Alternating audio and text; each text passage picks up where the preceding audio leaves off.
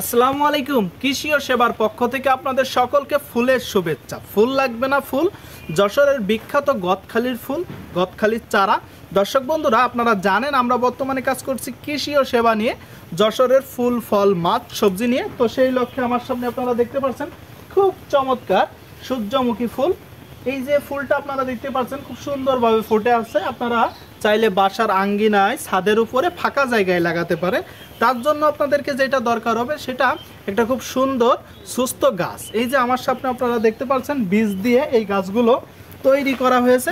প্রতিটা গাছ আপনারা দেখতে পাচ্ছেন এর ডালগুলো কত মোটা মোটা, এর পাতাগুলো আপনারা দেখতে পাচ্ছেন, গাছটা কত সুস্থ সবল। তো একটা প্রবাদ আছে যে ফুল ফল নির্ভর করে গাছের উপরে, গাছ কেমন হবে।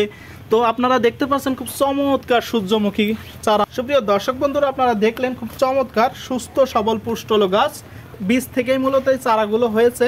তো আমাদের কাছে কিছু অর্ডার ছিল, আমরা কিছু মাল পাঠাবো, তো সেই লক্ষ্যে নিতে আসলাম। তো মনে হলো যে একটা ভিডিও করি। আপনারা জানেন বন্ধুরা যে যশোরের গদখালি ফুলের জন্য বিখ্যাত। তো কেউ যদি এই ধরনের যে কোনো ফুলের চারা বা বীজ নিতে চান, সরাসরি আমাদেরকে কল করতে পারেন কিংবা স্ক্রিনে দেওয়া নম্বরে যোগাযোগ করতে পারেন। আপনার দ্বার প্রান্তে পৌঁছে যাবে ঐতিহাসিক যশোরের বা যশোর বিখ্যাত গদখালি ফুলের জন্য এই ফুলের চারা আপনার কাছে পৌঁছে যাবে। ধন্যবাদ।